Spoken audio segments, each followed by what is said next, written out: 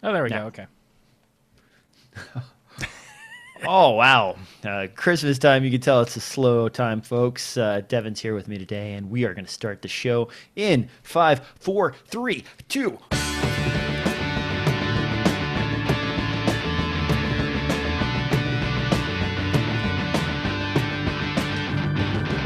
Hello and welcome back to another exciting episode of DSLR FILM NOOB Podcast, where I finally found my webcam. Apparently I shoved it in a shoe. Yeah.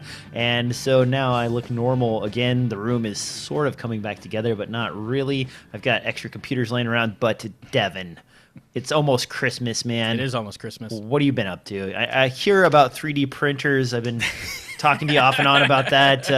Let's go into that real quick. Really? Okay. Yeah, I got a kit. For me, 3D printers, I've been a fan of electronics, much like DJ over here, though I haven't made a career out of it by any means. But I've always been interested in electronics and 3D printing. I'm not out to, try to make money or become a master of 3D printing or anything like that. For me, it's just something fun where I'm like, oh, hey, I could use a bracket and then make a bracket, and it doesn't need to be clean or look super awesome or accurate. It's just kind of like, a way for me to fit physical things together, kind of like the same way that sometimes I'll take different APIs from Android and Hue Lights or something like that, and I, duct tape them together.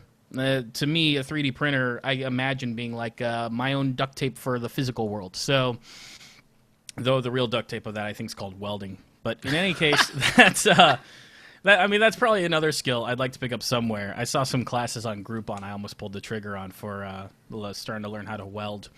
But yeah, I've been doing that, and along with being buried in a ton of work this week, one Christmas regret I already have is I bought a lens for myself for Christmas, and it turned out to be a piece of crap. What lens did you buy? I bought the Super Zoom 14 to 140, as you can see here. And what's interesting is I originally tried to buy the 3.5 to 5.6, and the seller actually sent me the 4.0 to 5.8, which is a big, heavy lens. It's the older version. But nice build quality, everything else. And I'm like, no, I spent the extra money. I want the faster one. So I got the 3.5 to 5.6. Specs aren't everything. This thing just cannot focus for crap. It just hunts constantly. It is a pain in the butt to use. And meanwhile, the older version, which was much slower, had no problems. It focused as fast as the 2.8 focal lengths that Lumix also makes, or Panasonic, what have you. So it's just... Have you tried updating the firmware on it? Yeah, I tried updating the firmware, and maybe like a GH4 would work better, because the GH4 is a little bit faster at it than the GH3, but my GH3 just sits there and hunts, and it's a bit of a pain in the butt, and I'm a little disappointed, because it's not the most expensive lens. You can pick them up used for $320-ish, maybe $280-ish. So it's not the most expensive lens, but I wanted a lens I could use outdoors. It kind of had some reach to it too, and was kind of a convenient lens where I'm like, if I'm really up against the wall, I can put one lens on my camera and not carry around other lenses and kind of get something done at the same time, because it does have image stabilization, and 3.5 isn't terribly slow if you're outside. So I don't know, man. The 75, I think it's the 75 millimeter f1.8. Yeah, I want to say that you and your is the primes. thing. I love that lens for everything. Slap a ND on there and you can shoot out in the daylight. 75's pretty decent reach. That's about 150 on a crop sensor camera. Well, not crop sensor, actually. Micro Four Thirds. Man, where is my brain today? Yep. Myself, check this out, though. I know I've already talked about the Chromecast audio, but I've got another one in my collection now. Why do I need two, you ask? Well, Google just updated the firmware on the Chromecast, so now you can simulcast to multiple Chromecast audio devices. So I can put this in multiple stereos in my house and basically have like the poor man's Sonos system. And right now, if you're not familiar with this, you should definitely check it out. They're running a special on the Chromecast audio. You can get two and you save $15, so it's $55 for two right there. Definitely worth spending the money on if you want. And they're also offering a special deal where each Chromecast you buy, they provide $20 in Chrome Store, Google Play Store, whatever credits, so you can buy a movie or games or whatever. And in fact, I went and bought a bunch of stuff for my new tablet that I already own on Steam, including World of Goo. It's the one where the kid wanders around. Limbo. Yep, Limbo. I knew it. And I think I got one like puzzle game called like the Valleys of something, Valleys of Monuments or something like that. But those are all games I probably wouldn't have purchased, but I got $20 of credits, so bam, done, sold. This is great. Buy them if you need one, and the audio is way better than Bluetooth. Trust me on that one. I can swear to that. Now, time for the news. Time for the news. All right, first up on the list here, let's go ahead and hit this up because this is pretty cool. We don't normally see really cheap field monitors, and when we do, you're expecting resolutions of probably 800 by 600 or lower in some cases. But Aperture's got a really sexy new line of monitors. Kind of confusing too. They're naming these after the same labeling as their previous models. This is the VS-1 FineHD. If you're familiar with the VS-1, VS-2, and VS-3 series, they've been around for a while. Good monitors. I believe they cap out at 1200 by 800 or 1200 by 7 and some change, something like that. These are 1080p resolution, so 1920 by 1080 7-inch screens. And remarkably, they're IPS and rated at a price of $200 for the VS1 and $400 for the VS2. Now, if these follow the pricing structure that they did with the VS3 through VS1 originals, it will most likely have the same screen, body, frame, and so on, and they'll distinguish themselves by specs. Devin, what do you think about a $200 1080p 7-inch screen? I mean, that sounds pretty sexy for the price. That's super exciting. For me, I know a lot of people like focus peaking, false color. I was all over that. I've got a Lilliput that's got my false color and focus peaking and everything else. But at the end of the day, if the resolution is there, I find that even with shooting DSLRs and large sensors and shallow depth of field, really, I can almost always nail my focus just off of a high-resolution image. That's all I need. And so focus peaking is great for really tough situations and what have you, but I could almost see myself just grabbing this thing for 200 because 1080p at that small of a size, if your eyes are good, it depends. I know some people that like focus peaking really helps them because they kind of have trouble seeing what is sharp and what isn't. But for me, I've never had a problem with that. And so that's what I'm all about because at 1080p at this kind of size, you're getting such a large or such a small distance between the pixels and everything else that for me, I'm like, this is like the resolution of paper. It's like super high resolution. This is like kind of like a retina display kind of a thing. So yeah, the DPI on this is 323, so that's pretty dense as far as pixel count that's goes. like retina. So for me, I'm like, I can tell when it's in focus or not because all the detail is there. And it's normally these monitors are going to be kind of close enough to my face that I'm going to be able to tell right away. So for me, I don't need to spend the extra money for those extra features. Though, if I don't know if you mentioned, I mean, if you have a camera that has built-in focus peaking, you don't really need it on the monitor. Well, there's a few things. The VS2 and the VS1, they're similar to, here's the VS3. I've actually used this for quite some time. Like it, it's a good monitor.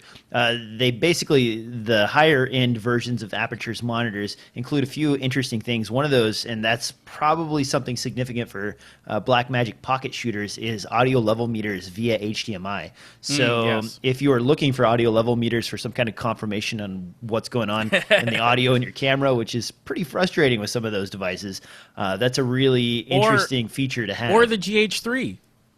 Does it know online or on-screen audio meters on the GH3? Right? That's one of the big things they fixed when they switched to the GH4. What? But the GH3, the audio meters will only stick around for probably about 5 seconds, and then you got to touch the screen every time if you want to see what those meters are doing.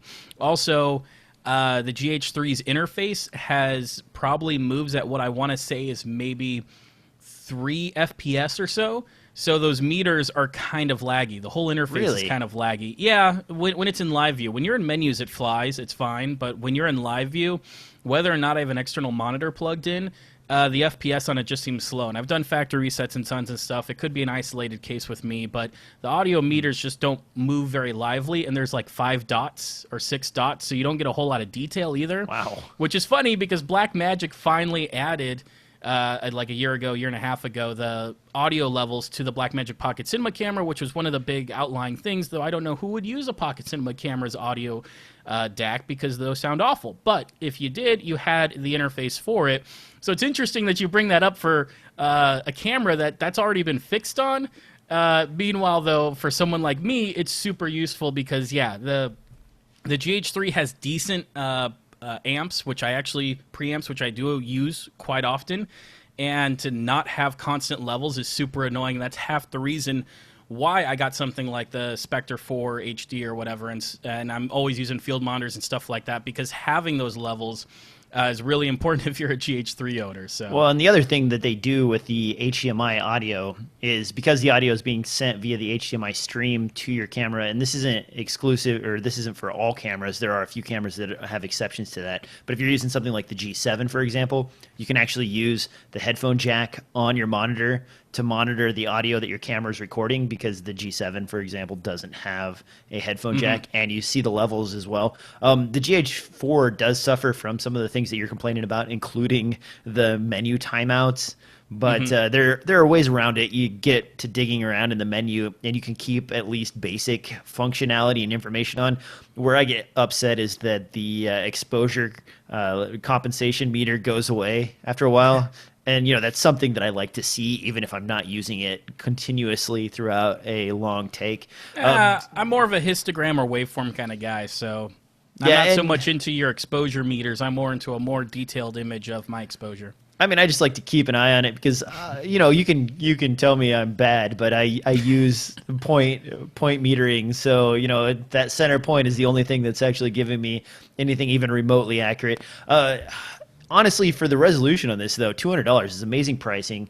It's probably the most affordable price I've heard of, and this is under $200 is what they're advertising. So I'm guessing we're maybe $179, $189, something like that, or maybe the ubiquitous $199. I imagine it'll probably be $199 because I see that's how things are going. But still, it shows you that the fact too that you're getting an IPS display with the glossy finish and everything else. That's exactly what you want on one of these kind of screens. The details there, because most of the time these come with sun hoods. You're gonna use them with a sun hood. Yeah. So having a glossy kind of finish on it is going to make it easier for you to see the color and the exposure and the detail and everything else if you get that all dialed in. So, and even if it doesn't come with one, those Velcro things are super cheap, and they usually come with stickers, and you can put them on any monitor you want, and they only cost $15. But actually, right here is one of Aperture's, and Aperture's not a sponsor, by the way, but here's one of their screen hoods, and it's very nice, full size, wraps around the monitor. There's a little Velcro tab that goes around the bottom. I've had the VS3, I think, since its release. Really good monitor. That one and my Small HD DP6 are pretty much my standard go-to monitors when I do use a monitor on camera. So that is really nice. I'm excited to see monitors coming down into the price of cell phone screens. It's been really frustrating over the last couple of years when you see cell phones with 1080p all the way up to QHD level screens, and then you don't have that sort of resolution in your field monitors that are, twice the size, 7-8 inches. The 501 and 502 from Small HD both look really nice because they're super thin, petite cell phone size monitors, and now we're getting 7-inch monitors with 1080p. I mean, I used to say buy a field monitor and hold on to it for years, but now tech is progressing so fast that you might, I don't know, maybe these cheap ones are the way to go as opposed to buying something fancy and new. Like this guy, I think I spent $1,200 on it a couple years ago. Yeah. And now they sell for like $300. So well, this is exciting too, because this is where it's going to go, the progression. I'm going to love seeing this kind of resolution in cheaper field recorders for when you need that, backup recording copy, or you're doing some kind of 4K high bitrate thing or something like that, or you're going straight to ProRes, whatever the case. But, you know, I'm not going to be surprised if at NAB or something like that, we're going to see, you know, some Atomos Ninjas or something like that start coming out with higher resolution displays. Because obviously, you know, the technology, they're coming down in price. And that's one of the things I've always been iffy about is there's some cheap external recorders out there, but their screens are always kind of lacking. And that's the part that they're cutting costs on. Have you, speaking of that, and I don't mean to cut you completely off, but the Blackmagic design video assist, I think, was it the video assist? Yeah. The 5-inch monitor? Yeah. Has that actually, like, have you gotten your hands on that by chance, or been able to see that in the wild? No, I don't think it's out yet. Are you sure? Let me check. Like, I'm looking on B&H right now, and like I remember thinking about it and thinking, man, that's a really good price. The resolution on that was a 1080p touchscreen. Right. I don't know if it was IPS. I think it might have been a TFT panel, but it still looked pretty sexy, and I think it even recorded 10-bit 422 ProRes to an SDXC card. And it would do both HDMI and SDI. Yeah, all in one spot for $495. This thing, it looked super sexy. I haven't even been paying very much attention to it. I should probably look into this again and see kind of where it's at. But it appears to be shipping on B&H. There's 17 reviews up, so somebody's got their hands on this guy. I kind of want to play around with it now. And that's what we were looking at before. I mean, when we talked about this before, the thing that I was kind of holding off on was, as much as it's a minor thing, is the batteries. I don't have a lot of Canon batteries lying around, so I'd have to buy batteries specifically to power this guy. Unless, of course, I'm going to do some kind of adapter system, because it will let you just do 12 volts straight into it. I imagine, too, looking at it, that if I remember right, it's going to take those high-end SanDisk SD cards if you want reliable ProRes, because ProRes 10-bit is huge. It's flipping huge, even if you're only doing 1080p, but especially if you're doing 60p, you're going to need the fastest SD cards you can get your hands on. But the Lexar cards have really come down in price, man. I mean, the 64 gig and 128 gig cards, the UHS Class 2 I don't touch that class... brand. I don't touch that brand, so I don't know. I need to grab myself a couple. Last I recall, when I was messing with them, they still didn't work the Pocket Cinema camera for shooting RAW, which isn't something I always do, but that's always a good test to me on like how reliable is this performance. And so I haven't looked back since then, but it probably the newer Lexar cards they're claiming like 150 meg read speeds and in the 90s write speeds. So I mean, that should be able to sustain regular, ProRes recording. And the prices are so cheap now on them that it's actually sort of a good medium. Where in previous years, a 128 gig card would set you back almost $200. Yeah. Yeah, so definitely something to look into. I might have to check that out in January and play around with the Blackmagic Design Video Assist. So that's on my list. This Aperture monitor looks pretty sweet. Now let's move on down the line here. We've got a few other things to cover. And actually, I want to credit Devin here because he's the one who populated most of the show notes this episode. I'm talking about it, but Devin filled it up. Now, this is kind of interesting. There were a lot of complaints right out of the chute for the Sony FS5. The FS5, if you're not familiar, when it first was released, it couldn't output at the same time as recording internal 4K. They've since released firmware version 1.1, and now you have output as well as internal recording, which is pretty nice. But Devin, you've read through this more than I have. Is there some micro blocking and some other issues in 4K recording mode?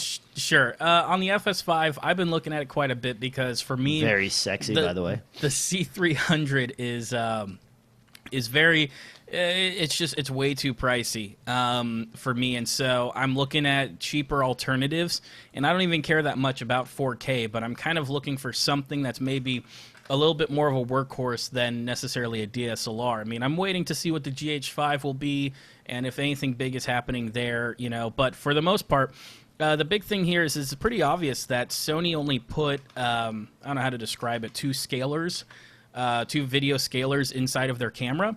And so a video scaler is kind of like a chip that'll take one video input and mess about with it to make it fit another format.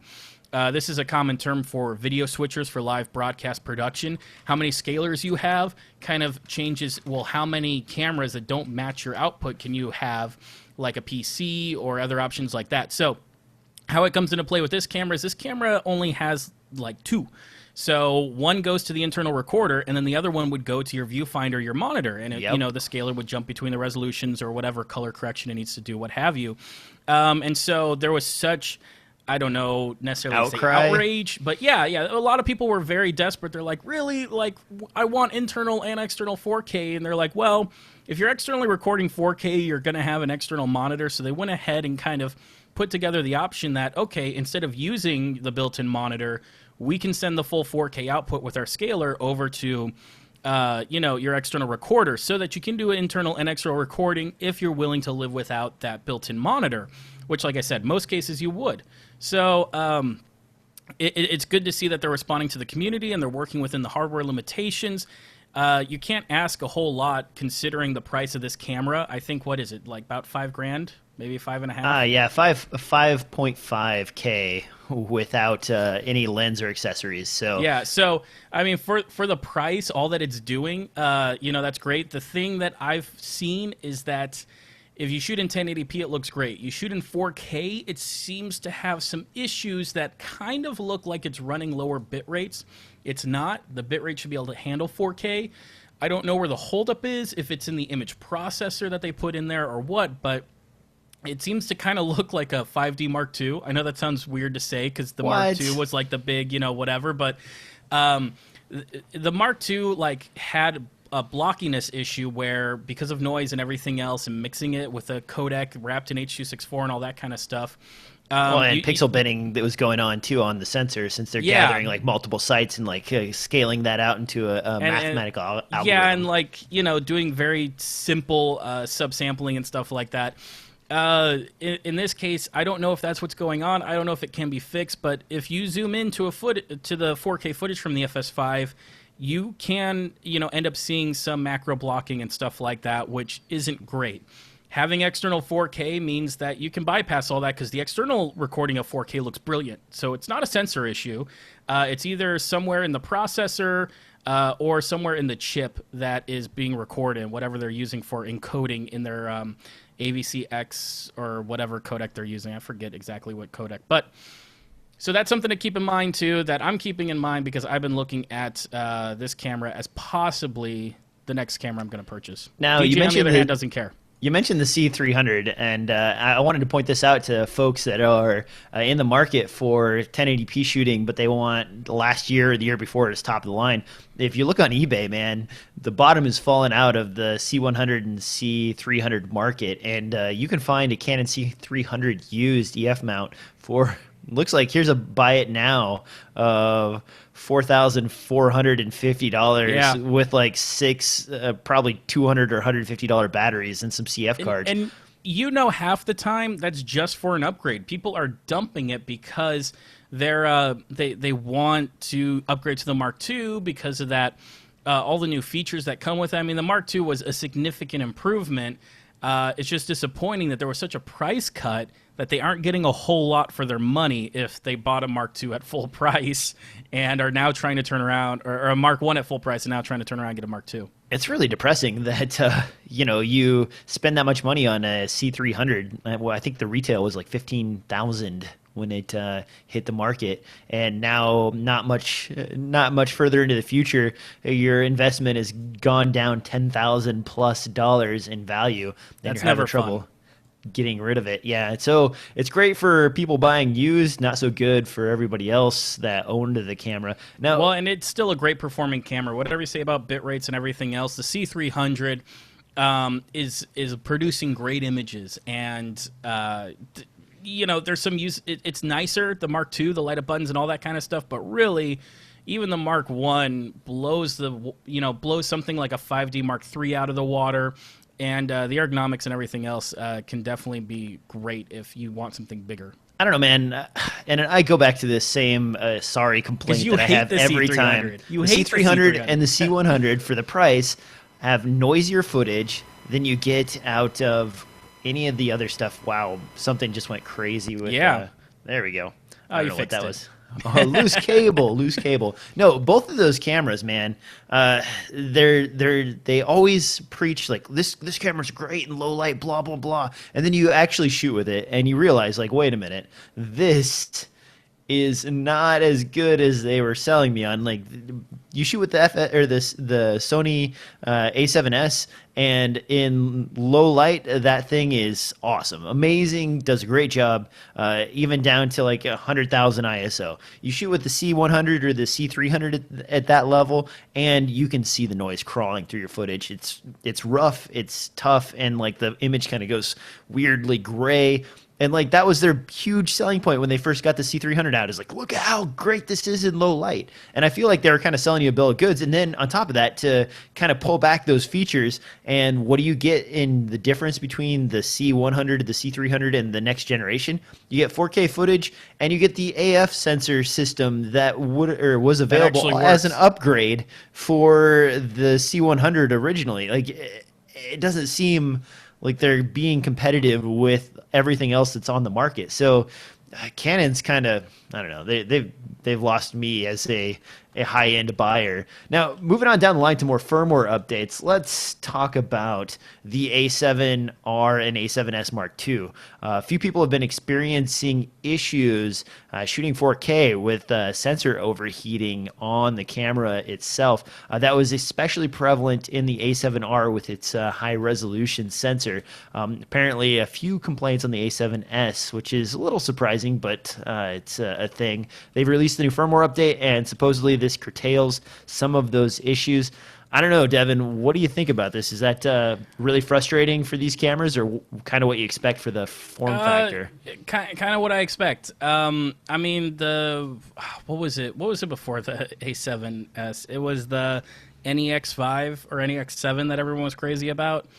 I remember that having a few overheating issues. Maybe not as bad as the Canon EOS M. Had huge issues with that, but still. The EOS M had? Wait a minute. Are you sure about that? I experienced once or twice where I had to wait for it to cool down. Not as bad as the NEX7 I think we were using. But anyways, still, yeah, for some reason these Sony seem to overheat a lot. I'm not surprised by that. I don't know if that's necessarily the form factor, or if it has to do with a combination of form factor and sensor size, or if it has to do with poor design. Because a lot of other camera bodies have a lot more room for their magnesium bodies and kind of spreading heat out and stuff like that. That was a big thing with the GH3, was the fact that GH3 was like, hey, we built this whole body in order to keep our sensor cool.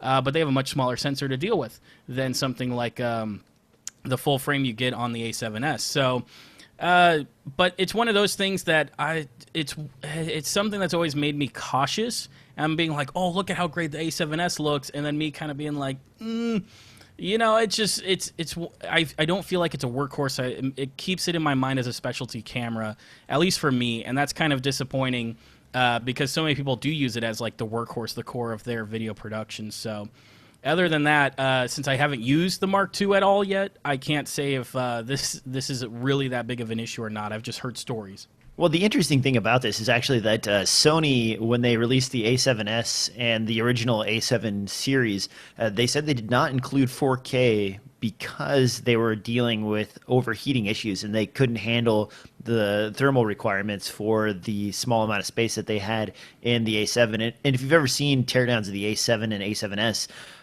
it's mostly like glue and plastic, and they don't leave a lot of room for anything else. I mean, every bit of the electronics boards are shoved in there as tightly as possible.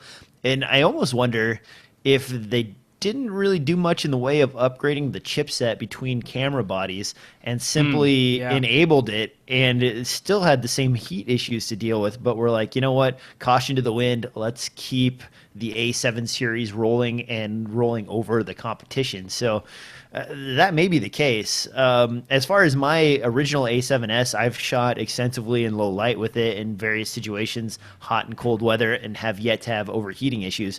When you mentioned the EOS M, I've had the EOS M, I still have one, and the T2i, and both of those old cameras did overheat on me a few times, but it was mostly my own fault. You know, it's like the middle of the summer, 80 or 90 degrees out, and I've been filming nonstop on them for entire days straight. You know, That's unexcusable. No. Well, I mean, at some point you got to realize, like, and say the 5D Mark II had some overheating issues too. If you shot for a long time in high temperatures, you'd get the weird like 3 beeps, and then the camera would shut down. And so that is a thing. But with this, I think Sony maybe with the A7 line in general has sacrificed the ability to transfer heat out to the case for this ultra slim form factor, and they're paying for it now with these tweaks to the firmware. I don't know. We'll have to wait and see whether or not the firmware is a permanent fix or not, but the A7R has been notorious, even the original, for overheating for video footage. So it could be a huge welcome improvement for that. Things that we don't know if there's an overheating issue because they aren't available. The Ursa Mini 4.6K is out. What? That thing again? The footage. There's footage of it, and none of it's in 4K. So there's that.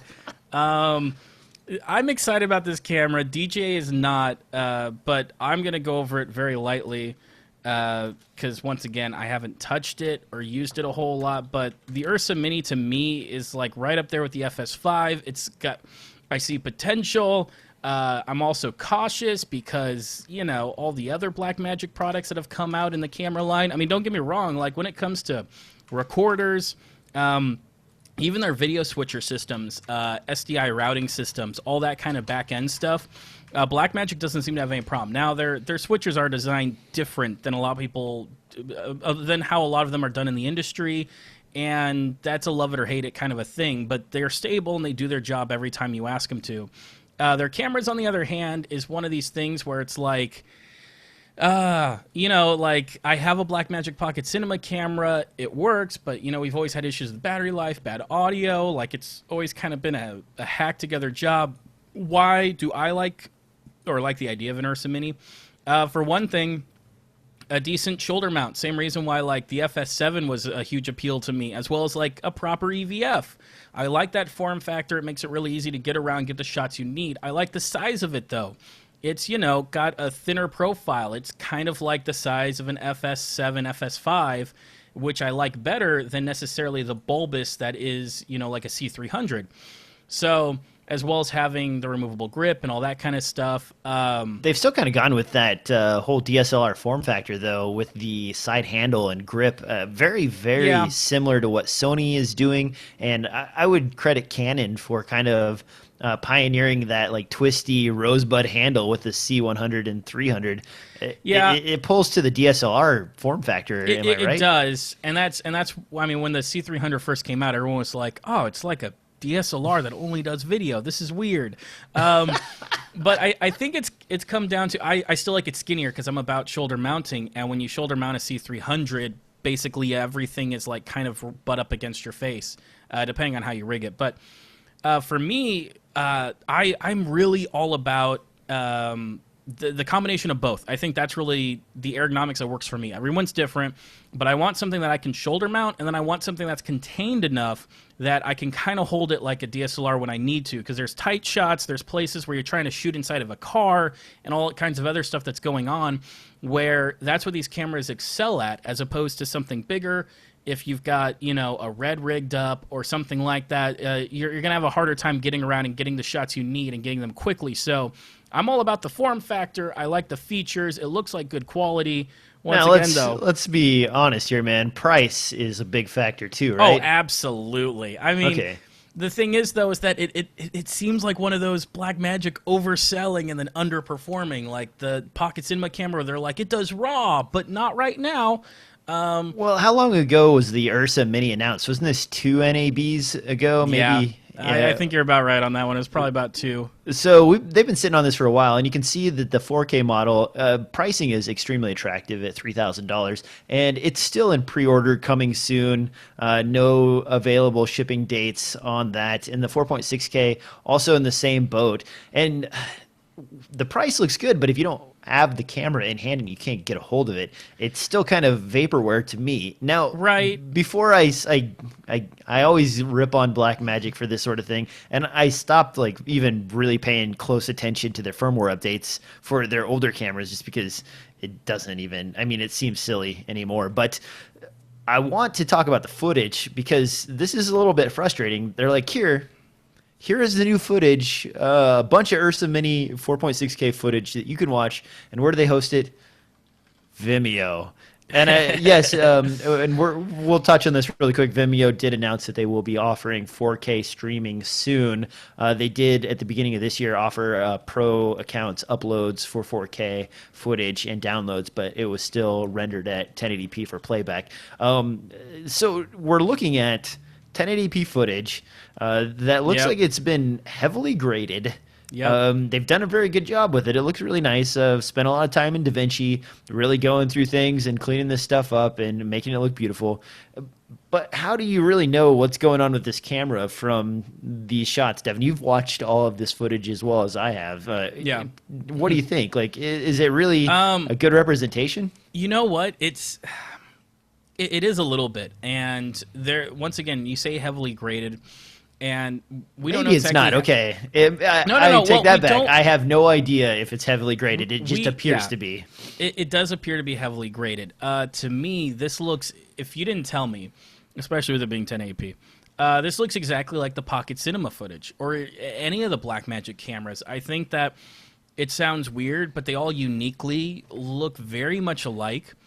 And one thing that I've always really appreciated out of the sensor is the fact that there is like zero, how else do I describe it other than chroma noise?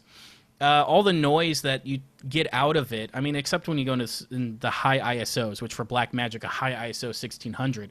But still, when you look in the shadows, I'm always seeing like lumosity noise, which is kind of closer to what, film is, if that's the look you're going for.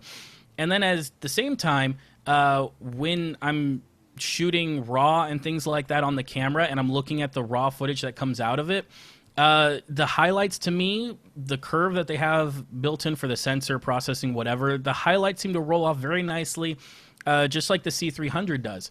So all these things considered, I'm like, this looks like every other Blackmagic camera, and I don't hate that. What I usually hate is like missing features, black spot issues or whatever. Like I hate that, like, technically there's so much usually broken with a Blackmagic camera, but the images always seem to be stellar. And it's like one of those, well, if you're willing to, fight and put up with all the garbage, you can get some really great images out of it. So once again, we don't know how processed this is because like all this footage is coming out and it's cool to see it being used in this way. But it's not for somebody who's more actively looking for a camera and not just like looking, is going to read past the pamphlet. We kind of want to see, well, what does log look like? What does its Rec 709 look like? And how, so like you have an idea of how you can use this camera in your workflow. So I would like to definitely see a lot more of that. And I'm sure that'll come soon. It's just kind of like frustrating because there's a lot that I could really like about this camera, but I'm so wary because there's so much that's been wrong with the previous cameras. I just hope that they're spending the extra time not releasing it to make sure that they got everything right, at least at the hardware level. I mean, at this point with the world we live in, we can forgive software issues if they're addressed pretty quickly, kind of like Sony did with the FS5 and things like that. But for something like this, I'm like, if they really kind of screw up the hardware here or there, if there's an overheating issue or something like that, at that point I got to be done with Blackmagic because every camera they've released has kind of been a struggle. So, well, the other issue here for me too is we're waiting on these cameras to come from Blackmagic, and right now we're staring at cameras like the JVC GY-LS 300, which is now down to $3,495, down from I think its original list of $5,000 when it was first announced. And I mean, you're getting full 4K footage. You're getting a lot of good features, and these are really well priced cameras. Now, on the other hand, you have Blackmagic, which always has really great specs. Every time you see a Blackmagic camera and you read the specs, you're just like, oh, those are amazing. And then, you wait for all the rest of the stuff to sort of get flushed out. And don't get me wrong, they've done a really good job with their line, and they've really disrupted the market coming through and sort of hitting all of the things that people have been asking for from other camera manufacturers.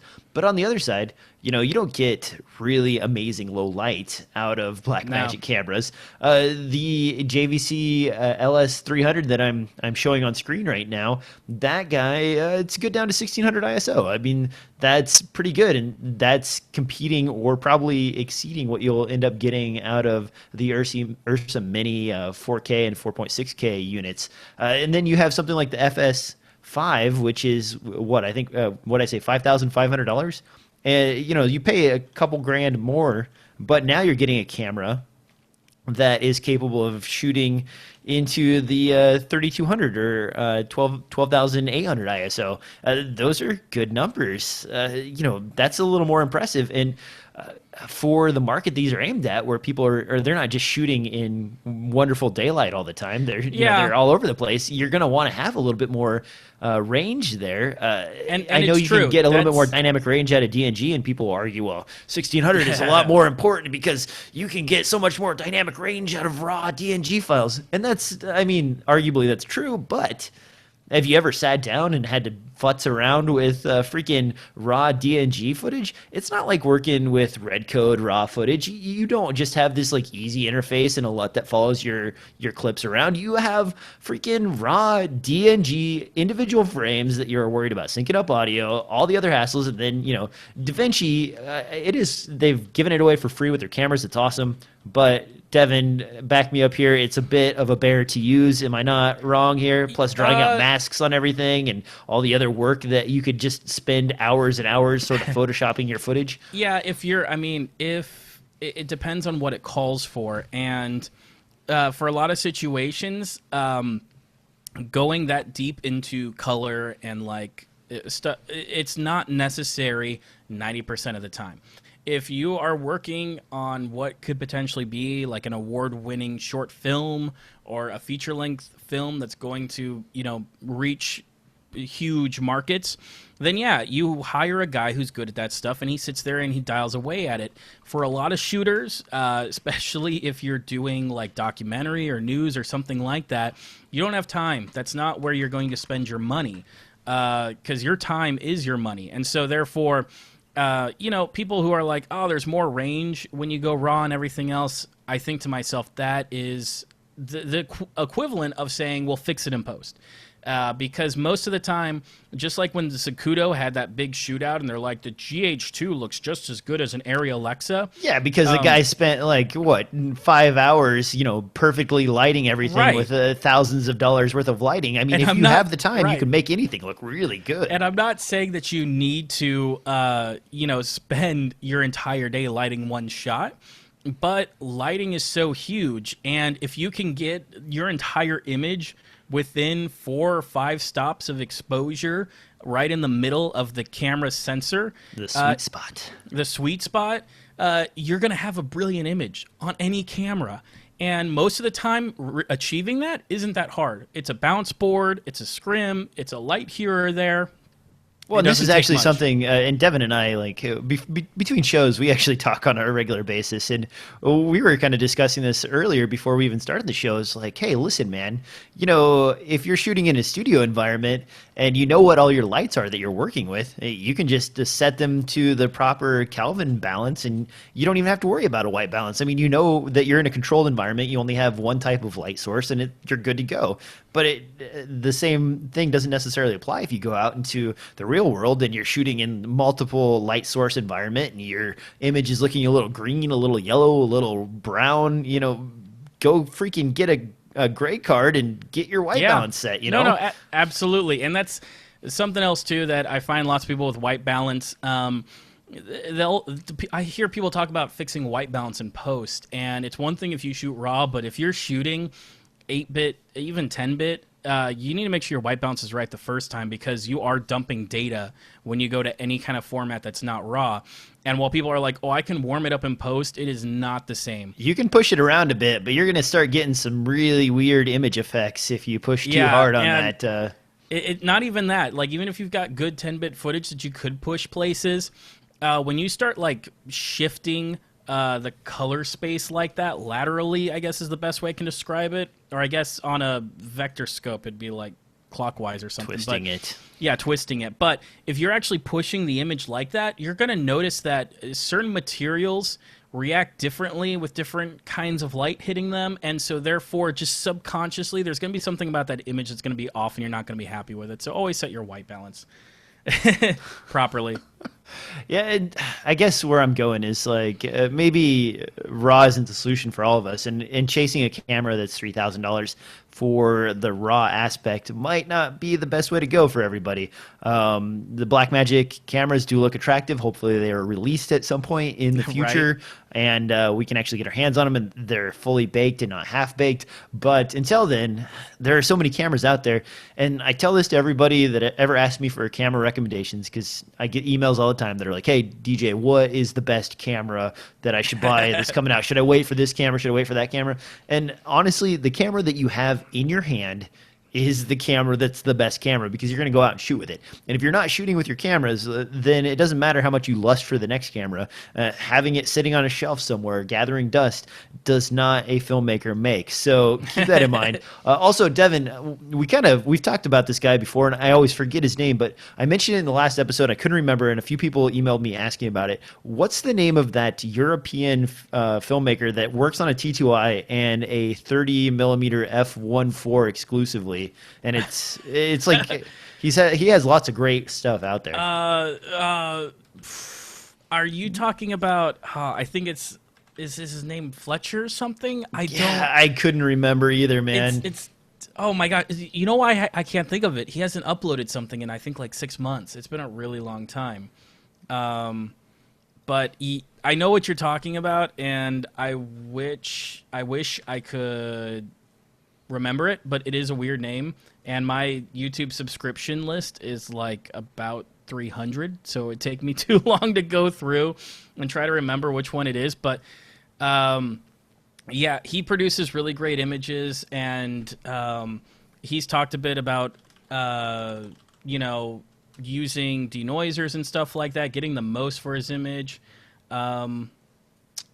Yeah, I can't remember it. I can't remember it at all. All right, moving on down the line, Anyways, because I'm going to forget about that one. And okay, you put this in the rundown, and I kind of don't know what's going on here, so I'm going to throw it over to you. Sure. This is the Flex lights. I've seen these before. I know Wescott makes some good stuff. They have some really nice 1 foot by 1 foot panels that are available for a fairly substantial amount. But what's going on here? This is more expensive lights. No, this is if you remember, there was a Kickstarter for the rag light, which they had a cinematography version for like $500. Yeah. Okay, this is the same concept, except that this is more rigid. It's using what could best be described as like bendable pipes around the frame or something like that. So it's still flexible. It's still mostly moldable, but it will hold itself up, which is kind of nice. Compared to the previous ones, which were sort of flappy, and if you wanted to support them, you needed to use like a wireframe of some kind wrapped around the outside. So, but these have been huge. Everyone has really been very interested in flex lights for their weight, their size, and Wescott makes the kind, of course, that have great output and great CRI, color rendering index, how good the whites are. So this is just one of those where I was surprised, because when I finally saw the news that it was, hey, they're like actually now shipping these things, I went and checked, and it was already back ordered. So it seems like a lot of people are really interested in these lights, or a lot of people are buying them for Christmas. I don't know. Yeah, it looks like they are back in stock again here on B&H. $1,500 though, man.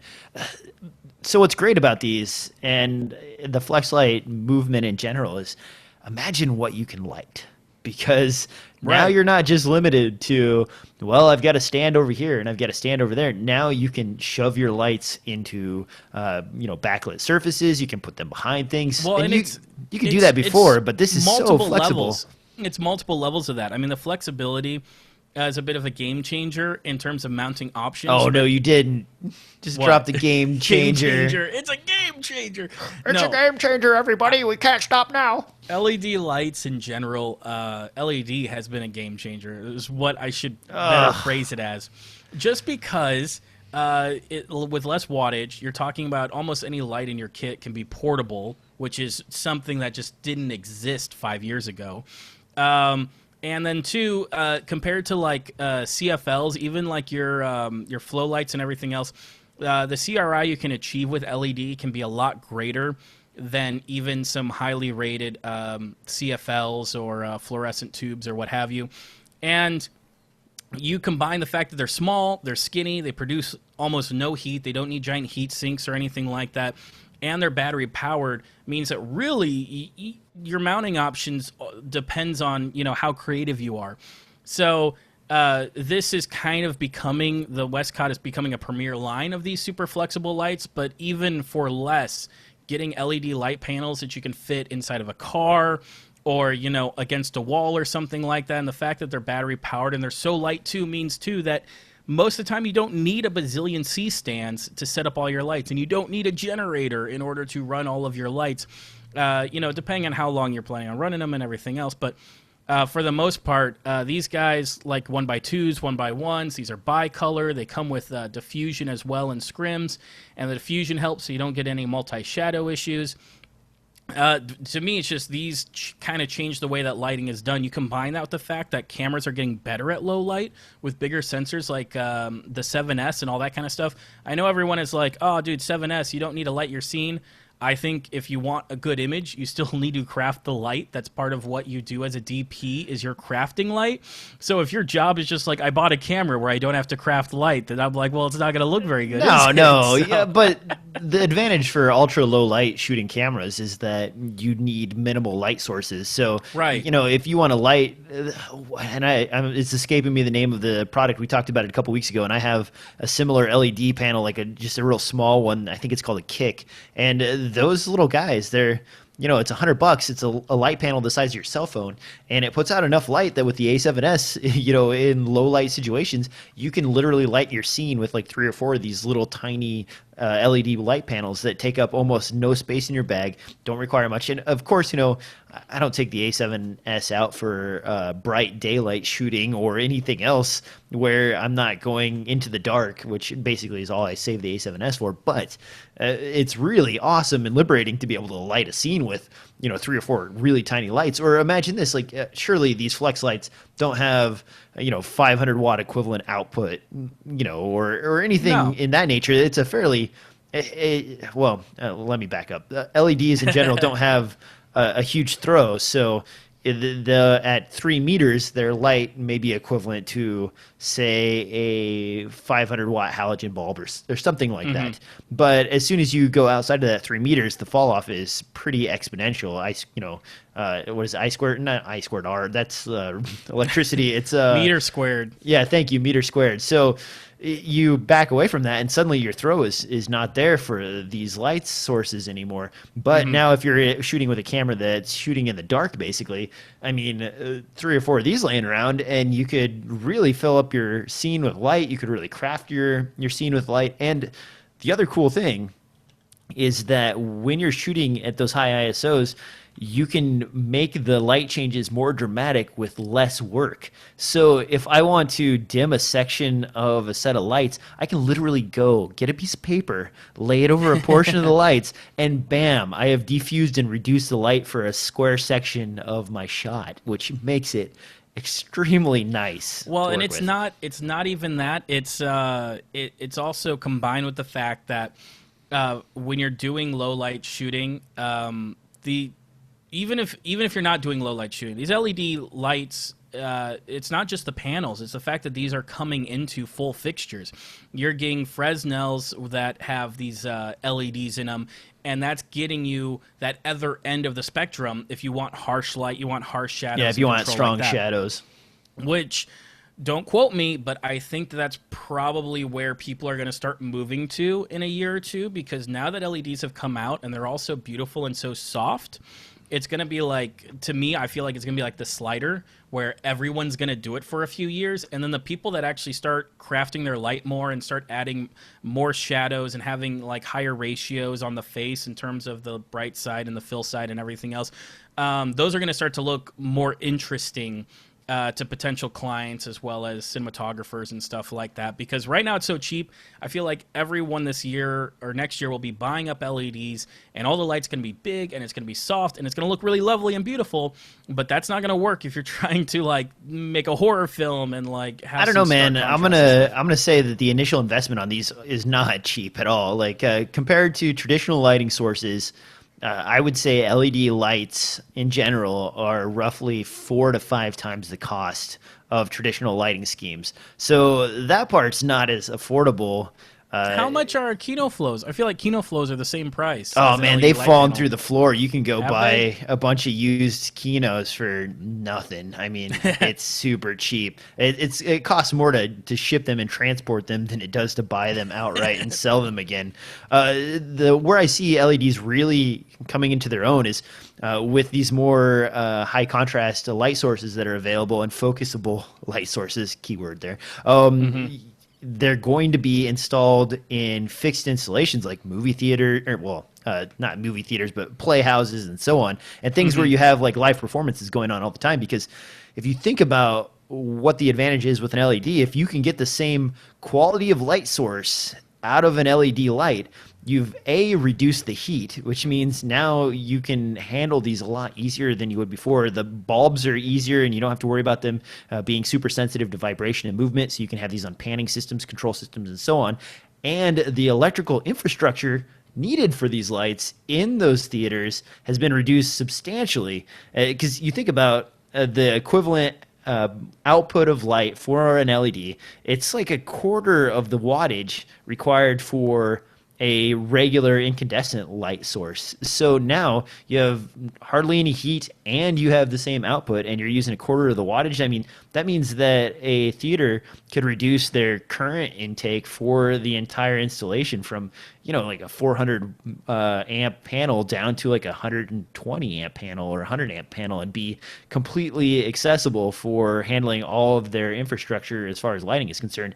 And that's a huge cost savings, a huge savings in terms of like HVAC and cooling for the building itself and all the other things. I mean, Right. If I were a producer, like just looking at this long term, 2 years of service, if I don't pay this much in power, the 5 times in cost is totally worth it. Just go for it. Don't even worry about it, Well, and that's why all of Los Angeles switched over to LED streetlights. Yeah, and I mean, I'm diving into the minutia, but these are the things like if you are a producer of a play, for example, or some sort of theatrical event, man, you can really save some freaking money on this sort of stuff. Plus, again, lighting controls and so on. You don't have to be as cautious with your major movements and so on with lights if you're not using something with a freaking filament that can, go out on you in a pan or a tilt or whatever.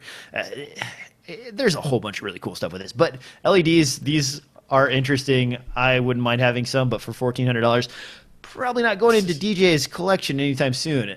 Moving on, we got a couple things left, and actually the show is about the right length.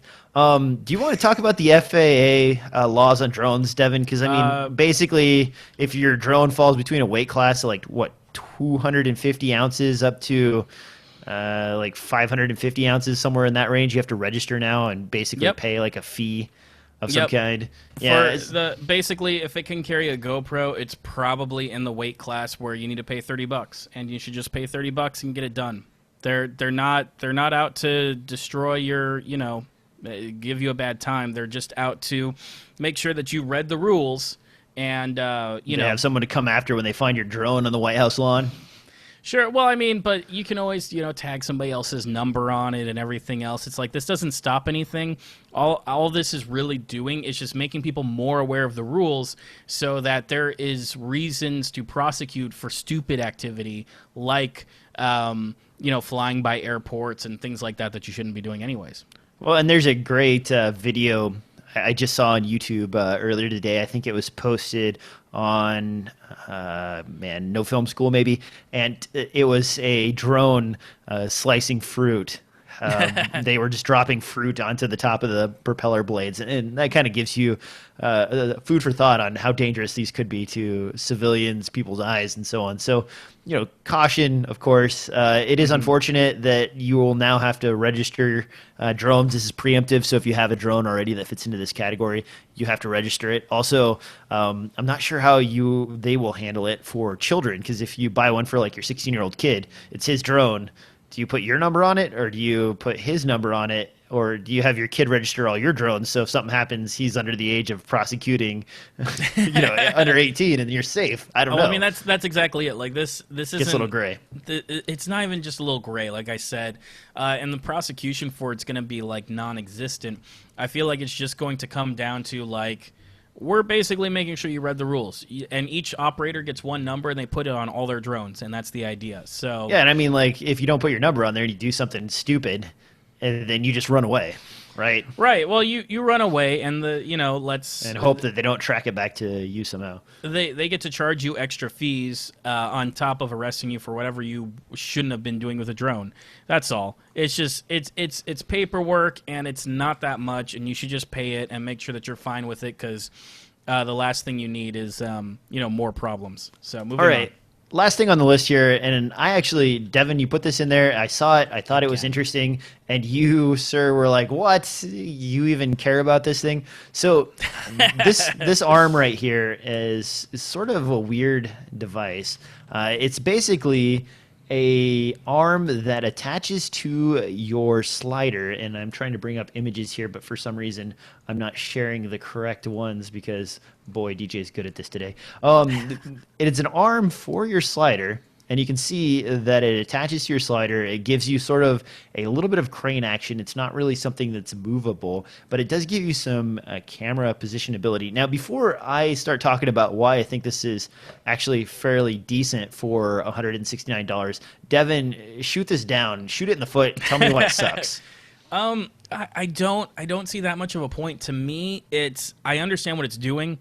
There's been several products that have been like, hey, your dolly's in the shot. You should, And hold on a second. For the audio listeners, this is the Cinavate grip reacher, which is a stupid name, by the way. Best described as I'd say maybe a boom arm for your an 8-inch boom for mounting your camera to a slider. So the boom goes on the slider, the camera goes on the boom, and it has slightly more reach.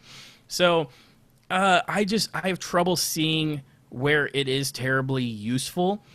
I feel like there's been other products in this category, maybe not ones as convenient or with as many flexible options, but I kind of, how do I describe this? It's like you could go on eBay and spend $20 and build one of these yourself out of 15mm rods. It's just, there's nothing necessarily innovative here. This looks like something you could just go to the camera department and say, hey, I need the camera kind of over in this direction. All right, well, let's hook up a few things and get it over in that direction. So maybe for the solo shooter or somebody who doesn't have a lot of equipment, this could be a way to get the camera in a position that's more usable for you. But even they themselves don't show a whole lot of use cases for it. They go, oh, you can mount your camera upside down so it's closer to the ground.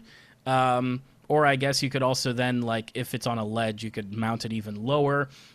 And you could make it face down, and you could extend it past the dolly tracks so that you don't see the slider in the shot.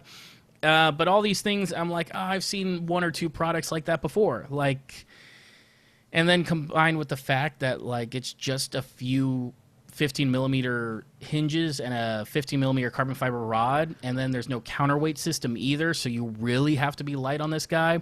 I mean, they show like a 1DC on it, but I don't think that 1DC is fully extended, and if it is, it's not hanging, if that makes sense. Here's why I like the idea, and I'm going to tell you right now that I think $169 is a bit overpriced for this, but I will say that in Cinavate's defense, they do make some really good stuff. They had a rig a while back called the Medusa rig, which was based off of the RAM mount ball systems it's pretty cool. It was also overpriced because you can go buy the RAM mount balls for their given price instead of paying like a double or triple markup. Now, that said, the reason I think this is really cool is because what is one of the issues you run into with a good slider?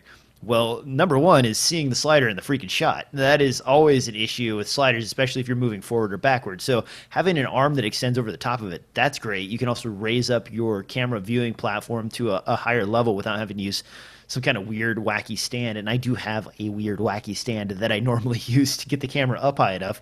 And it gives you a few more angles for product shots and for moving across things. So I like that. Now, I'm looking on eBay right now. And Devin is absolutely right.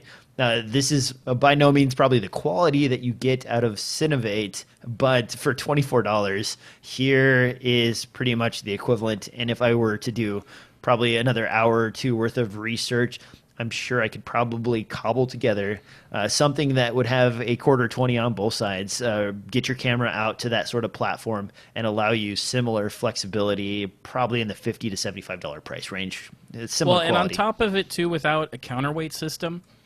Yeah, you can't go wonder- very far. And I wonder how well. I mean, a few of their product shots, they show that they throw a few weights on the slider itself to keep the feet planted. But without the counterweight system, I see it maybe not exactly reacting well on the rails, depending on the slider you have. I'm sure with Cinavate slider, high-quality components like that, it can probably take the abuse of the center of weight being that far off. But I've used a few cheaper sliders before. I've used some sliders that are really good, but they need to be balanced.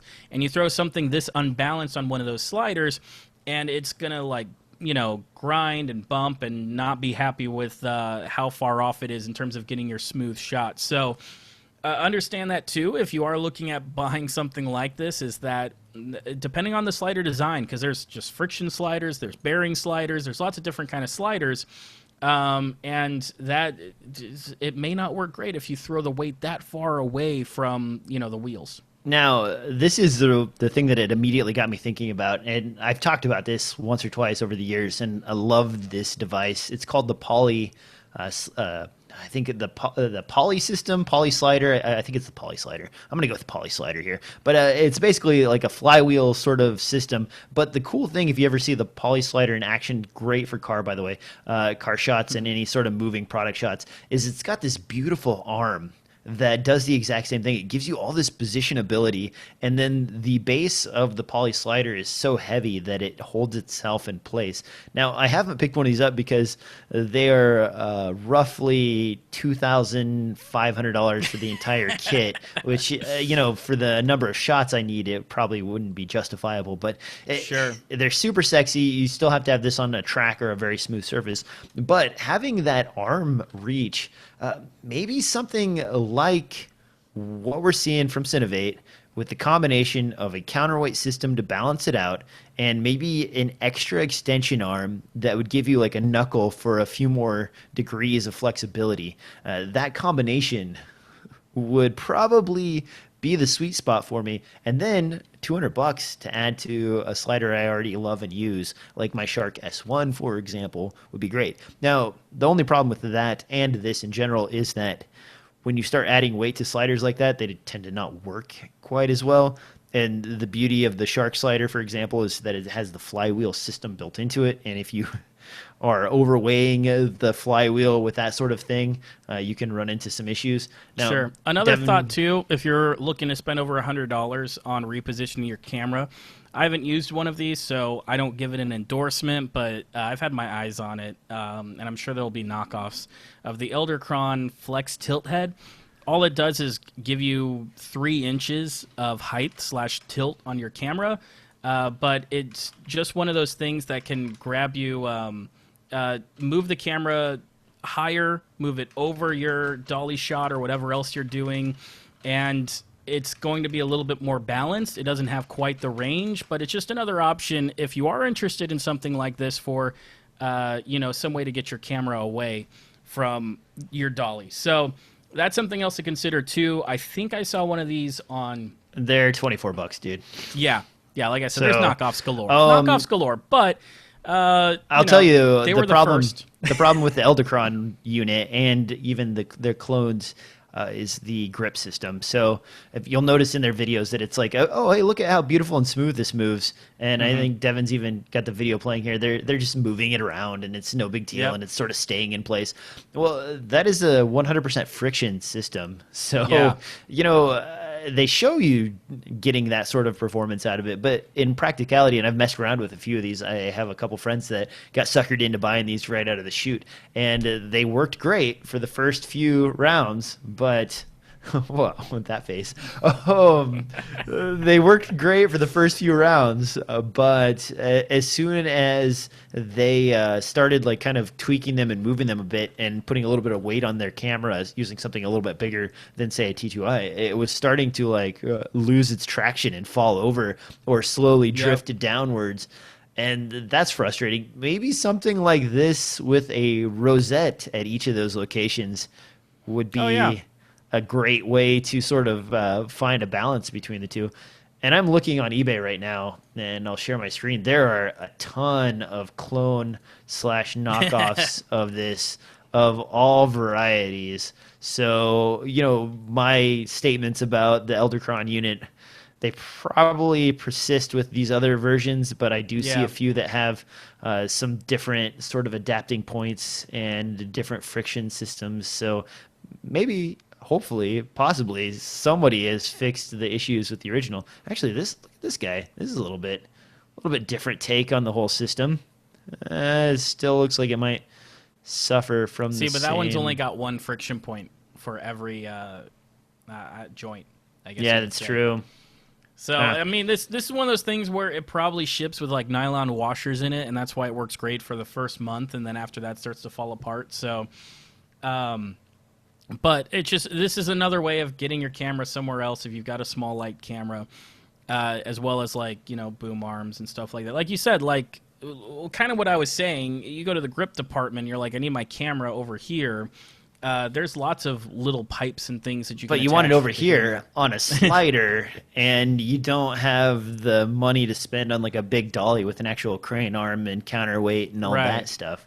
Because, I mean, really, you know, even a small dolly track and wheels and a proper crane type of deal attached to your running plate, you're talking even like a several grand to rent for a week, if not more, plus the setup time and then the transportation to get everything from one location to the other. So, you know, if you could do something like this on the cheap and on the small, it would be sexy. No, I mean, and that's part of the advantage of working with DSLRs and smaller cameras. As much as I was just praising, you know, Ursa Minis and everything else, is that when you have a package that small, all your support equipment gets super small, and you start to get to the point where, like, you know, Steadicam operation.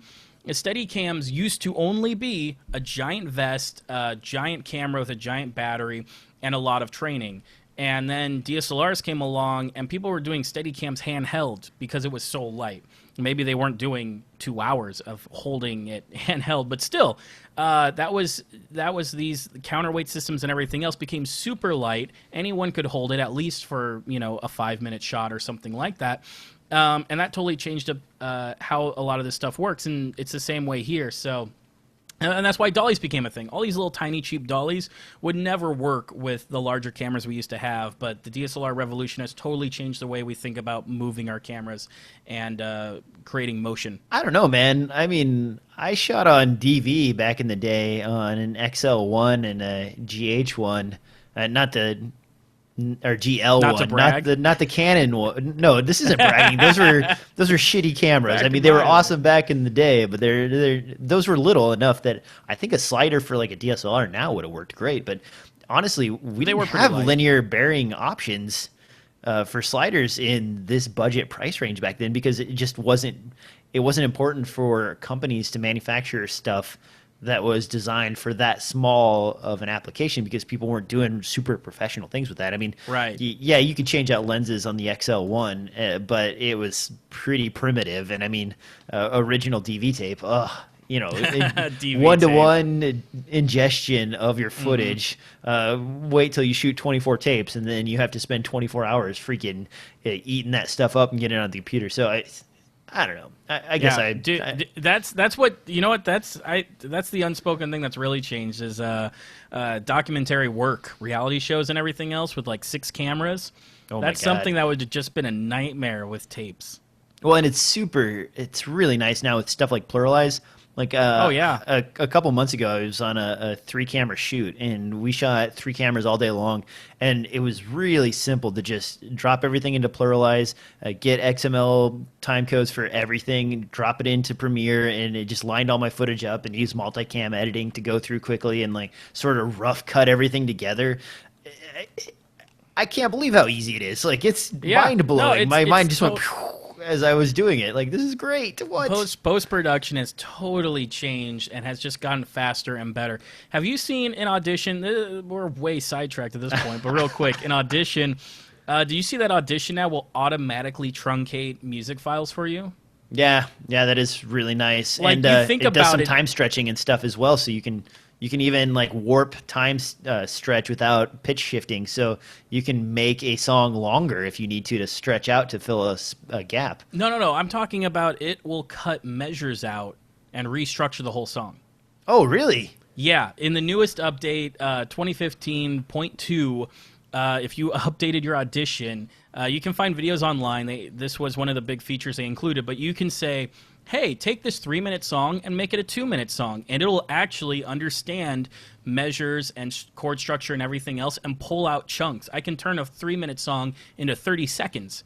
And so this for me has changed up because now I can always kind of make sure my music is matching kind of the duration of the video. I mean, for storytelling purposes, like a composer's great, everything else, getting that all lined up, but sometimes all you're doing is like, hey, we're at the flower show, and here's what's going on at the flower show, and okay, see you later. And on those kind of videos, you're like, you just want the music to end on cue just to wrap it up nicely, and you don't want to sit there for half an hour cutting chunks out and sizing it and doing all that work. This thing will do it in seconds. Man, I'm going to have to mess around with that because one of the composers I work with, and he does a great job. I'm not going to call you out, man, because you always do a great job for us. But sometimes he gets to this point where he's kind of tired of redressing his stuff because, you know, when I'm working with him on a film, and I've worked with him on a number of films, he's a great composer.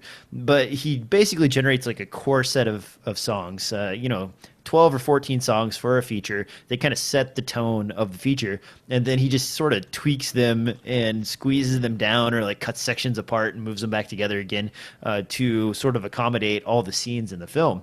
And that's fine, but it's really rough on him, and he kind of gets grumpy about it, and I end up having to do a lot of the remixing of his stuff in order to get things to fit where I want them to.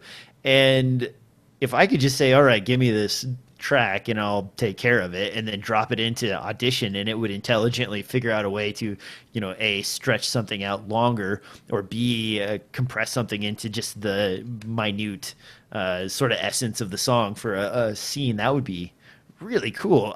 When you mentioned stretching and truncating, I was thinking of the time stretch features, because I use those on a regular basis. If I'm like, oh, well, the song is 30 seconds short, and I could push the 30 seconds, slow the tempo down just a little bit, but keep the pitch by time stretching without pitch shifting.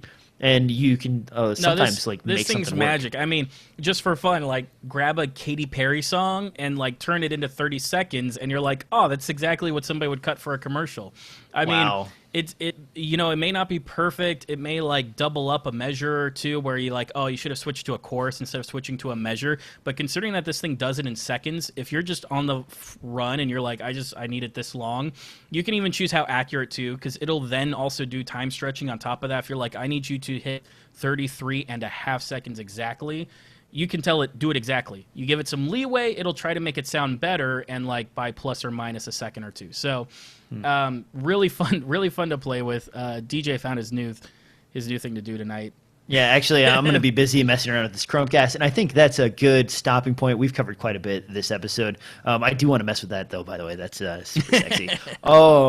Guys, basically, you know the drill. This is DSLR Film NOOB Podcast. You can find us on iTunes, all those things. But, Devin, where can people find you? Yeah, you can just find me on Twitter at DevoCut, where you can, tell me that I did a bad job recording the time markers for the episodes, and I'll apologize profusely. Devin does a great job, by the way, folks, and he works very hard on the show notes for me when I don't have time. So thanks, man, for doing a great job. Everybody, make sure you swing over to his Twitter and subscribe, click follow, or whatever. On that note, you can find this podcast on iTunes, SoundCloud, anywhere else podcasts are distributed. Make sure you rate, like, subscribe, and swing over to iTunes and write a review because that helps us in the rankings and brings in more listeners like you. Also, send in your questions. You can find links to where questions can go in the show notes, as well as posting them on YouTube. Or if you're an audio listener, just follow the links in the descriptions and you can get to the show notes and all the other things that are available that we work hard on so that you can enjoy the show better. We will see you next time on another exciting episode of DSLR Film Noob Podcast. Enjoy your Christmas. I think Devin might actually come back for a couple more Christmas episodes. So of course. Thanks, Devin. Of course. Mitch is super busy with Christmas stuff, so we'll catch up with him next year, but maybe 1 or 2 more shows with Devin before the end of the year. We'll see you next time.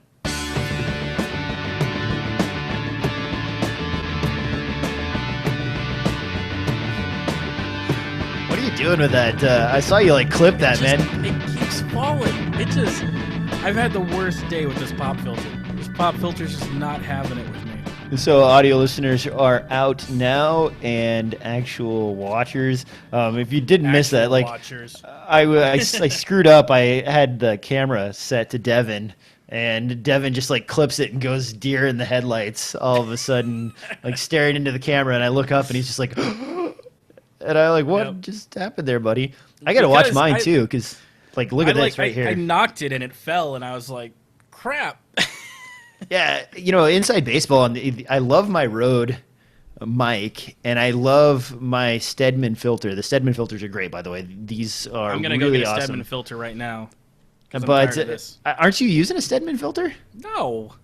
Oh, you No, it's metal. Cheap nylon? It's a knockoff. No, it's metal. It's just a $15 metal pop filter. Now, the issue I have, and Rode, maybe you can address this and fix it in the future, but if you look at my Rode Procaster right here, which, great mic, by the way, sounds good. Love how it makes my voice sound. It really excellent, and low noise, doesn't pick up anything. But look at this stand right here. So you'll see here is where the microphone mounts to the shock mount, but there isn't really any good place to mount any sort of pop filter, and they do for $70. Another manufacturer makes one that actually attaches right here and comes out over the front.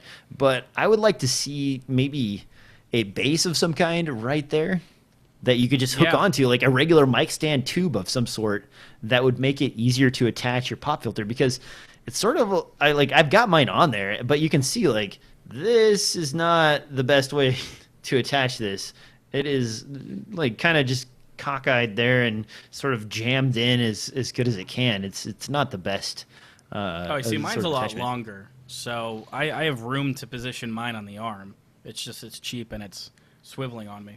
Yeah, and if you haven't seen the video, go watch my video on the Stedman pop filter.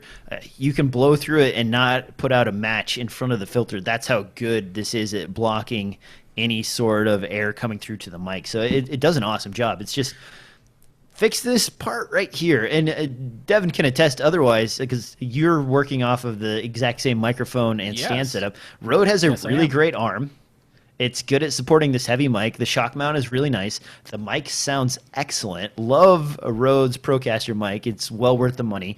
And everything is good except for that little spot right there. I guess maybe my one other complaint is I wish the friction arm or the adjustable arm had a little more spring, because sometimes you want it to come up and it sort of goes back down. Do you know what I mean? Yeah, it's not dramatic, but it's way better than a lot of the other ones in with the same price range. I mean, 2 things I found with that, and this physics class over here, but if you've noticed, I have my microphone kind of mounted so that most of it is right above it or right below it, depending on how you like to mount it, so that a lot of the weight is as close as it can be to that arm, and then by also bringing in the base to as close as I can to me, gives the springs a little bit of help. They don't have to fight as hard, as opposed to if the mic is way off like that, they've got to work really hard to try to keep it up. It would be nice to have a screw that would tighten up the spring so that the spring would carry a little bit more weight, because as it stands right now, down here it's okay, but about halfway up, it likes to droop a lot. Funny enough, though, if you go way up, it holds it just fine. Yeah. It's kind of like there's a dead spot in between. It kind of be nice to tighten it up a little bit, but I found ways to kind of mount the mic to compensate for that. But other than that, it's I do like it because it's super steady. And the only problem I have with this is this cheap pop filter. That's just a mess. And you can see my arm it's pretty well stretched out. Like I've got it maximum straight up and all the way out. I wouldn't mind like a locking mech for mine, but the thing is I have to work at my desk as well. So I want to be able to push this up as far and out of my way. A mic arm is supposed to be spring assisted so that you can move it. If you're going to lock it off in one spot, you could just use like a Manfrotto magic arm or something like that, and it'll do the job. So yeah, 100-pound magic arm attached to your freaking... I don't know. Well, I imagine for holding something that far away and something that weighs this much, you'd probably want one of those actual like magic arms, not, something smaller. So I'm looking on B&H right now because now you got me wondering about this, and there are... OC, it looks like, makes a boom arm... and it's called the Pro Arm. Yeah, it's a little spendy, but the springs are on the outside. You have access to the springs. Looks like $159 for their arm system. And I'm going to share the screen here so you guys can see this. I don't know if this is better or not. I've heard it's better. I've heard a lot of people don't like having the springs near your fingers where they can totally eat you. Well, I've heard some people not like the Rode Arm. I think the Rode Arm is definitely way better than the $20 or $50 ones you get off Amazon, but those spring arms too, it depends on the make and model and everything else, but I've heard of some people swapping out different springs so that it'll carry more weight, because the aluminum frame will take quite a bit of weight. It mostly comes down to the springs offsetting that weight that requires adjustment. So and you got me looking now. I might spring for one of these madman crazy arms. These look very nice, like doctor level business here. This is like, Well, you know what's funny? Sometimes you can find some of these that are really good at garage sales, because that used to be a very popular way of holding a magnifying glass and a light bulb. Oh, yeah? When people would, I don't know, do crossword puzzles, whatever. Yeah, before computers. I mean, computers, that went away. No one uses a magnifying glass anymore, which is kind of interesting. But I use on a regular basis. I have a soldering station that has one of those giant magnifying glasses with the circle light, and it's on a very heavy duty arm. Sure, but so it depends on the arm. But I've seen some people modify those things because they're built to hold a big piece of glass. Some people I've seen modify those to hold mics as well. Yeah, I'm looking at the selection here. I didn't realize there were so many good arms. I almost went with a Heil mic instead of this Rode Procaster, and they do have a specific arms for their pro like studio level microphones. So, well, and the thing is the Rode arm will hold like any mic they make, except for like the broadcaster or podcaster, because of the weight. Like, well, it holds this. It does hold this, but I mean like as well, because I can put any microphone I want on this arm and it holds it perfect. And then this guy here is just like a smidge overweight. Yeah, that's true. Oh well, have to upgrade at some point. But let's worry about getting shelving in this room so all my equipment's not just laying on the floor, scattered about. Trying to shoot with this crap, trying to find my crap is crappy. All right, Devin's showing one more thing. What do you got, buddy? Oh, I was wondering if you've seen one of these things before. Oh yeah, the little like mini cute it's like slider. I guess they say 6 inches. It's a 6-inch slider. I mean, I don't know. At that point, well, especially for the price, $250. $250? What?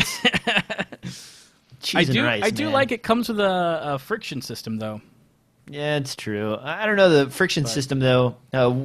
If you use any of the flywheel systems versus like the Kiesler friction system, or Kessler, yeah, thank you. The Kessler friction system that they use on theirs, it's a $1,200 slider, and the friction just isn't that Yeah. good. I mean, people talk about how great it is. I think Philip Bloom had a signature version of it. They're okay, but you really have to still use a lot of self-control and very stable hands in order to get a good smooth slide out of it using the friction system. Whereas the freaking flywheel system, I mean, I could hand it over to my niece or nephew and be like, make a good slide, and they'll accidentally get it right.